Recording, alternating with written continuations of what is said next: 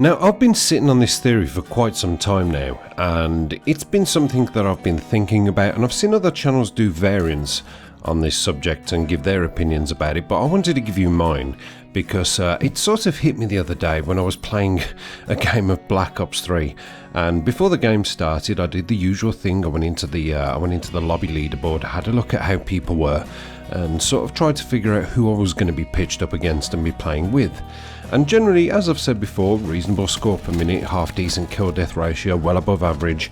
I generally tend to play against the better players and have the dirge, or the not so good players on my team, or what it would look like at the not so good players, the 0.38 kill death ratio players with a very low score per minute. Now, obviously I do play against these players, and but you know, it always seems to throw one or two of the better players up against me to give me a run for my money. Now, even though that's a bit of a headache, it's a challenge, and sometimes I embrace that challenge. But every now and then it appears that the lower skilled players tend to throw me a bit of a surprise and all these little tricks and all these little maneuvers that, you know, in any normal situation you would be able to deal with them if you played any other game.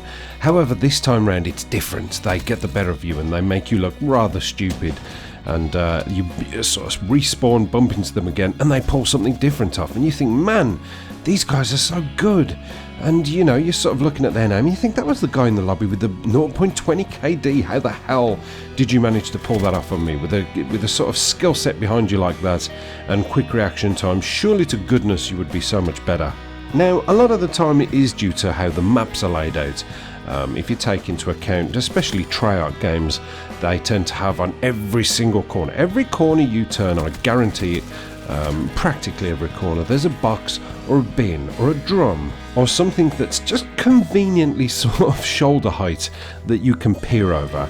And this is when these people get the better of you, and it doesn't matter how much you react, and it doesn't matter how many times you shoot them in the face, whereas once upon a time there was something called a headshot multiplier. Now it doesn't seem as though it's the case anymore. It just seems as though you can shoot them in the face as much as you bloody like. It's almost as pointless as shooting them in the foot. In fact, the foot sometimes seems to be a little bit more effective. How many times have you ever been shot in the foot by one bullet and died? A lot. Well, I have anyway. So, therefore, whenever the lobby leaderboard pops up at the end of the game and you think, do you know what, I tried my hardest that game, and you're sort of not very happy with your score because in your own honest opinion you think that as a decent player you should be getting a better score and, you know, obviously a higher kill death ratio, and these people are bopping in and they're getting sort of, you know, 12 kills and 15 deaths. And you think to yourself, how did they get those 12 kills or 25 kills and 18 deaths? Obviously his kill death ratio reflects that to a certain degree. Sometimes in actual fact it's more than you can get. So how did these bad players all of a sudden become so good? Well, I remember it started in Modern Warfare 3, and there was an interview with Robert Bowling and Michael Condrey from Sledgehammer when they were on stage, and they were sort of talking about Modern Warfare 3, the features, the multiplayer, what it has to offer and what everybody can enjoy. And we all listened and watched with bated breath thinking, yes, this is going to be the next great thing, Infinity Ward are back. And Michael Condrey came out with this statement. In Modern Warfare 2, there was a huge difference in experience between the expert player and the newcomer. For a 40 kill, 5 death kind of guy like Robert Bowling here, it was a ton of fun, right? Kicking ass, taking names. But for the newcomer, he spent a lot of his time getting his ass handed to him by 402 kill streaks every 2 seconds. So for the experienced guy, Modern Warfare 3 is better, more strategic than ever. And we made the game more fun for the newcomers. Well guys, we've designed something called support streaks. This is for the worst players, where your streak will obviously continue through death and you will be able to perform some very particular game-changing kill streaks. For instance, the stealth bomber. And all of a sudden out of nowhere you would hear that roar in the sky, that absolute deafening roar, not having a clue where that roar is coming, what direction and what part of the map it's going to destroy. As some 12 for 25 shitbox who's had his shit pushed in all game, but he's just managed to destroy a sentry gun as he's come around the right end of it, and it's allowed him to call in a stealth bomber that has wiped out the entire map and therefore won his team the game. Lo and behold, the noobs have been magically catered for, and the thing is, it actually really bugs me because it's continued throughout Call of Duty and all of its cycle. I mean, I can honestly think through Black Ops 2, you had the, the shock charges with the bouncing Betty thrown next to it, so once upon a time when people could camp, and the best thing they had to rely on was a strategically placed claymore directly in front of them. Very hilarious running into one of those things. We all remember the hilarity and the mirth as we would turn a corner and drop straight onto a claymore and see the guy sitting right next to it. Lovely. Really enjoyed those magical times. But now there's a shock charge, so even if there's not a bouncing Betty next to it, it's a warning. As it popped up onto his screen that some poor unfortunate has walked into that shock charge. Oh yes, now I can react because I know exactly where that is, and the poor guy is going to be stuck in his place. And people would argue and say, well, put on tactical mask, therefore you won't get affected by those. And it's like, why should I? Why should that noob move have to have a counter that I have to use? Now, I got into Call of Duty in Call of Duty 4, so by this time it had already been out for well over a year, and World at War was already released as well, but I didn't know about World at War, I only knew about Call of Duty 4 because I'd played the campaign, quite previous to when I first got online and actually started playing online, so I thought that was the one I wanted to go into. And in my opinion, as an accomplished gamer from the age of about 6, I've had years and years of playing on starting out on the Atari 2600, leading all the way through to all the PCs and all the, the Sega Mega Drives and the N64s and the Sega Saturn, right up into the, right up until the PlayStation 3 and the Xbox One. I thought that walking out onto the battlefield in Call of Duty 4 would be a breeze, but I was wrong because I was totally exposed, and the people who knew their way around a game and understood the way the map dynamic worked and understood about spawns and reaction time and sensitivity to having your guns and things like all these key little elements that were sort of particular for each player and iconic because it made you exactly who you were. It's every little element of what you chose for your loadout sort of defined who you was as a player. The learning curve was massive for me, and I started out playing and I would end up 1 for 15, 1 for 20, 2 for 35. Really bad because I just didn't get it. But there was something about it where as I was playing, the more I played, the more I thought, you know what, I could have done that better. Oh, that was my own fault. I walked into that wide open, I didn't take any cover, and I should have known that was a high traffic area. What was I thinking? So as time went on, I started to figure out the best kind of way to play that would suit me as a player, that would make it more exciting for me and to get the best out of it that I possibly could. Now, when I started playing Call of Duty 4, I sort of started out as everybody does. Very conservative, hold back. Not quite camping, well, I suppose it probably was a little bit camping, but, almost scared to move out too far, almost scared from the spawn to get too far into the action. Let everybody else go, they know what they're doing. I'm not sure, I need to learn this. So I used to hold myself back, learning the sensitivity. God, that guy's running, my sensitivity is way too low. I've got it on a 2, and he's actually outrunning me. When I try and ADS him, that, I need to up the sensitivity, but that means the learning curve is going to be a little bit higher, so I need to start being more accurate with my aim with the higher sensitivity. Only then did I master these little imperfections that I was able to one day think, right, I'm going to venture further out. I actually got 6 kills that game. I'm really happy with that. Now I'm going to start venturing a bit further out. I'm getting a little bit more, I'm getting some more balls, I'm getting more confidence. Let's start going out into that high traffic area and seeing how I do there. And from that point I would do a little bit better, so then, the sort of theory of becoming a bit more of a rusher was more satisfying for me, because that's the kind of player I wanted to be. I wanted it to be exciting and high octane.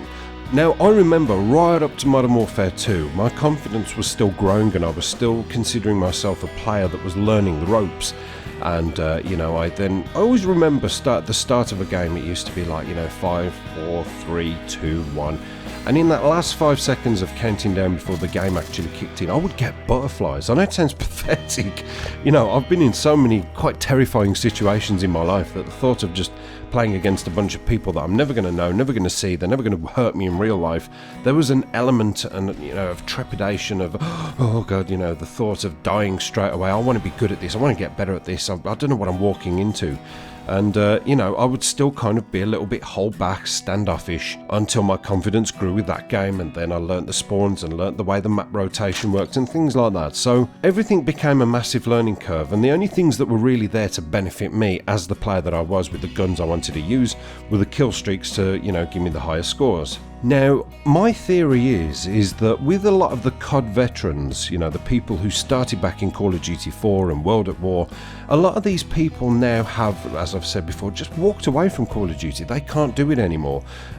Many YouTubers don't post Call of Duty anymore. Many of the OGs, that I call them, have stopped posting Call of Duty or stopped posting so much of it, and some even just don't bother with it, you know. I'm going to take Booman61 as an example. Now, I only got introduced to Booman when somebody compared me to him because of the way he talks, I suppose, his dulcet tones in his voice. Somebody compared me to him and said, you should watch his videos. And I watched them, and he was playing Modern Warfare 3. And he was a clever player, continuous MOABs, using every single gun and, you know, showing the strengths and giving a good commentary about it. Now, Booman hasn't posted a gameplay of Call of Duty for about 2-3 years maybe. You know, he plays Smite and things like that, and I remember him saying that he just had enough of Call of Duty. Like so many others, like so many people in my comments section that say, I'm done with this, you know, I was finished with this game at Black Ops 2, I can't play it anymore. Why do you think that is? Why do you think these COD veterans are turning their back on Call of Duty, but the people who've got into Call of Duty quite late are still enjoying it, still saying, no, I'm a beast at this game, I dominate? My theory is that it is now so easy to play Call of Duty, so easy as a new player to pick up this game that everybody's talking about and do pretty well on it, is that everybody feels that they are some sort of god at Call of Duty, when actually they're really not. You know, these are the people that are scared to go back to the Call of Duty 4, the Modern Warfare 2, because it does take a lot more thought and a lot more skill, and they would be so out of their comfort zone with it, because there aren't so many sort of tools at your disposal. It's not that the fact the game is so basic, it's the fact that there are so many things that aren't there that are in the newer games that make it easy for you. And I'm going to use Black Ops 3 as the biggest example here, because I've said on numerous occasions, it just feels like everybody's a beast at the game. You know, and it's not an excuse saying that I'm a poor player, because I'm not, but it just feels like every single person I face now, compared to every single person I used to face, back in the day, you'd feel about 30% of them were very good players, and the other sort of 70% or so would be, absolute trash, or people like me at the time who was learning the ropes. Now it feels like 99.9% of the lobby are so accomplished and can beat you hands down almost every single time you encounter them. I think it's because it is so easy. And like I say, Black Ops 3 is going to be the example I'm going to use with the specialist abilities. Now, these are obviously things that are new, but you take into account the specialist ability now, you don't have to do anything to acquire your specialist ability. It's almost given to you on a plate. You know, obviously the more kills you get and the more, objectives you complete, or the more UAVs you destroy, your specialist meter, the kind of build-up meter, I can't think what it's called, but the meter in the bottom right-hand corner of the screen that sort of counts up till you actually get your specialist ability sort of boosts up a little bit quicker. But even so, if you was to just sit back in your spawn and do absolutely nothing, it still ticks up, it still counts down over time until you're able to use your specialist ability. And the thing is, the specialist abilities, I've said they've balanced the word, but they do actually really vary in skill. I've always thought the better players use the Spectre because it's more hands-on, more close, close and personal. I do think it's a little bit annoying when somebody commando lunges you, but they have to get close enough to you to perform that kill. Same with the Tempest, I think the Tempest, that's why I like using it, because it takes that little bit more timing, and you have to aim, and there's obviously the charge up time before you fire it, so you have to be pretty specific and almost know what you're going to do before you've even done it to acquire the end result that you desire. Now, going over to somebody like the War Machine, how hard is it to use a War Machine? For goodness sake, anybody could sit back and wait for that War Machine specialist ability to kick in, and then run forward and just fire however many grenades, bouncing grenades they want, or know that there's a bunch of guys holding the room down and just shoot them anywhere. You're going to get about 2 or 3, 4, 5 kills, and it's going to take absolutely zero skill to acquire those kills. I think Call of Duty now, and I'm not the first person to say this, but Call of Duty now is so catered for bad players, because Activision do not want people walking into a game, as I did all those years ago. I say all those years ago, but as I did back in the day when I played Call of Duty 4, walking into it as a completely new player and getting wrecked, spelt R-E-K-T, wrecked. People don't want that now, because people's attention span is so low and they understand that. Whereas for me and a lot of people like me, getting wrecked was all part of the learning curve. It's like riding a bike. You know, you have to fall off that bike a few times before you eventually, if you're a strong enough person and pushed far enough to say, I'm going to do this, I'm going to learn this, that you eventually learn how to ride a bike, and then you're off cycling to wherever you want. The world is your oyster. People don't want that now. People don't want to walk on and get absolutely smashed by decent players and, you know, look stupid. This is why the good players now are just turning their back and saying, I can't do this anymore, this isn't for me.